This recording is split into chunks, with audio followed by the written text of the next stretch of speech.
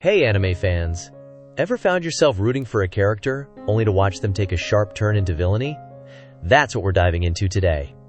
We're exploring the complex and often heartbreaking journeys of anime characters, who started off as heroes, friends, or even just regular folks, but ultimately succumbed to the darkness. From tragic backstories to power-hungry ambitions, we'll break down the reasons behind their descent, and discuss the impact these shocking betrayals had on their respective series. Get ready for some serious feels and intense discussions, because we're counting down some of the most iconic anime characters who shockingly turned villain.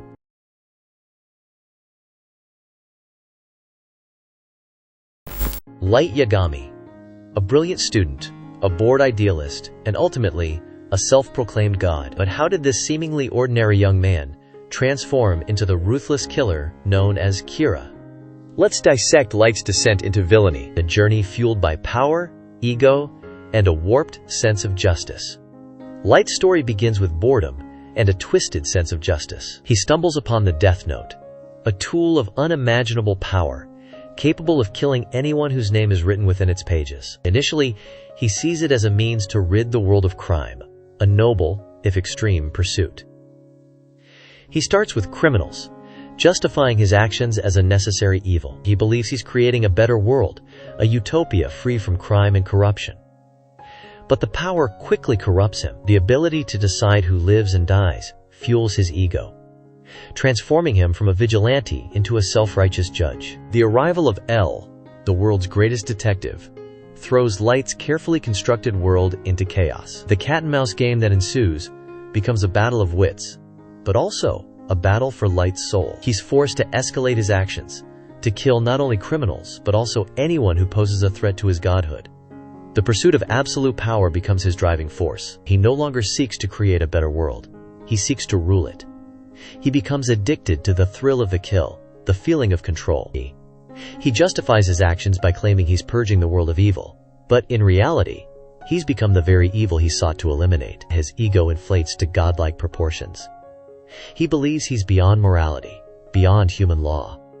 Anyone who questions his authority is deemed an enemy deserving of death. He becomes paranoid, obsessed with maintaining his control, even at the cost of innocent lives. Light's descent is a classic example of the corrupting influence of power. What starts as a noble intention is twisted into a narcissistic quest for domination. He becomes so consumed by his own righteousness that he loses all sense of empathy and compassion. Even in his final moments, Light refuses to acknowledge his own villainy. He clings to the delusion that he's a god, a savior.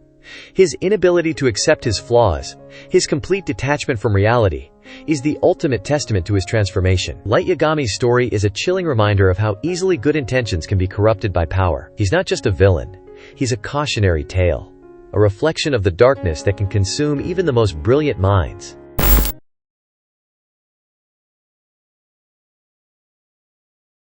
Lelouch, Lampe Rouge.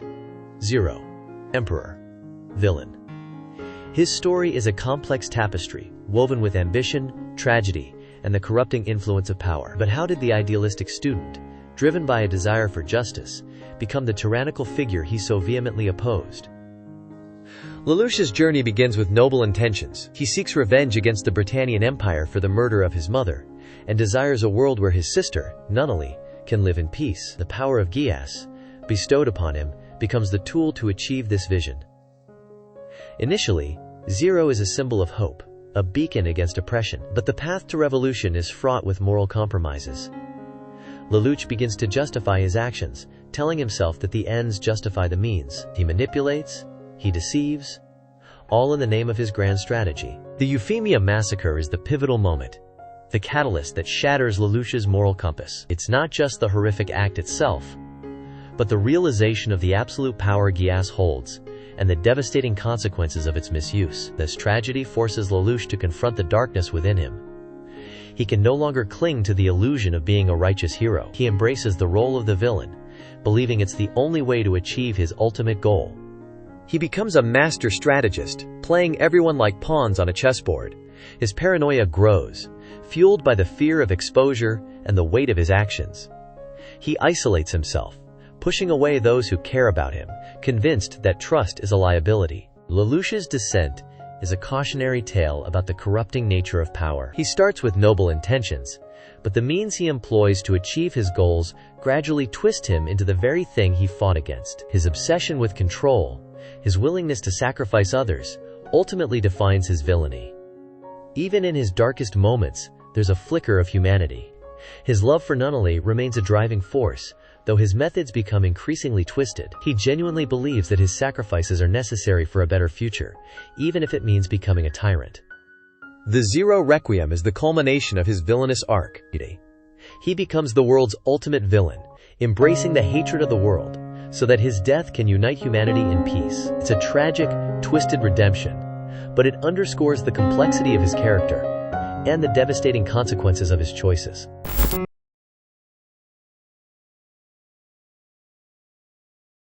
Eren Jaeger, a symbol of freedom, a relentless warrior, and ultimately, a force of destruction. His transformation from a vengeful child to a genocidal force is one of the most tragic and complex character arcs in anime. Eren's story is born from trauma. The brutal loss of his mother to Titans ignited a burning rage within him, a desire for vengeance that defined his early life. He joined the Survey Corps, driven by a singular goal: to eradicate the Titans and reclaim humanity's freedom. As he gained Titan powers, Eren's perspective began to shift. He discovered the truth about the world, the history of Elbidia, and the cycle of hatred that had trapped his people for generations. This knowledge, instead of offering clarity, fueled his despair and resentment. The time skip marks a critical turning point. Eren's infiltration of Marley was a calculated move, a step towards a plan that would ultimately lead to global destruction. He became cold, distant, and increasingly manipulative, pushing away his friends and allies. The Rumbling, his ultimate act, was a manifestation of his despair and his belief that only total annihilation could bring true freedom. He saw no other way to break the cycle of hatred and ensure the survival of his people. Eren's transformation wasn't a sudden descent into madness in this case. It was a gradual erosion of his humanity, fueled by trauma, despair, and a desperate desire for freedom. He became a victim of the very system he sought to destroy, mirroring the cycle of violence he so desperately wanted to break. He justified his actions as a necessary evil, believing that he was sacrificing himself for the greater good. But in reality, he became a monster, a force of destruction that consumed everything in its path. Eren's story is a tragic exploration of the consequences of unchecked rage and the dangers of absolute power. He's not simply a villain. He's a reflection of the darkness that can consume even the most well-intentioned individuals when pushed to their breaking point.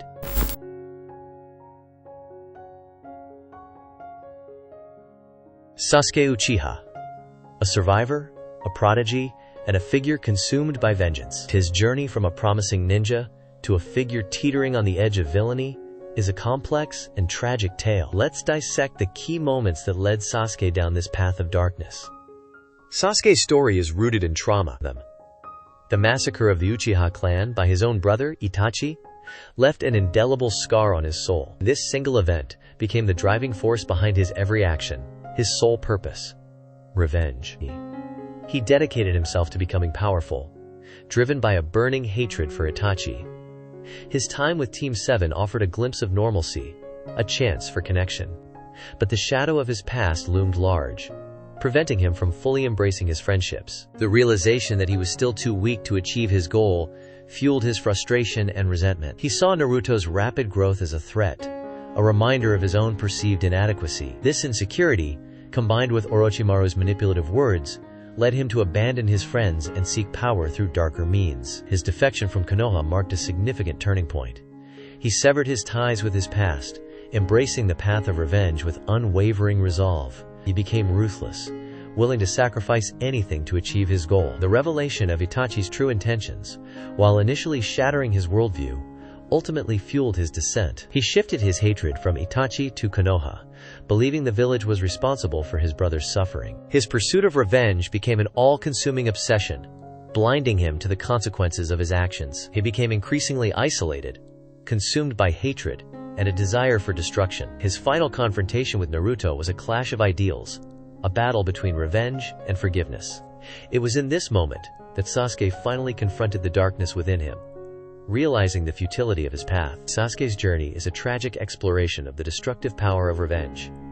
He allowed his trauma to define him, becoming a prisoner of his own hatred. He became a villain, not out of malice, but out of a desperate need to avenge his past and find a twisted sense of justice.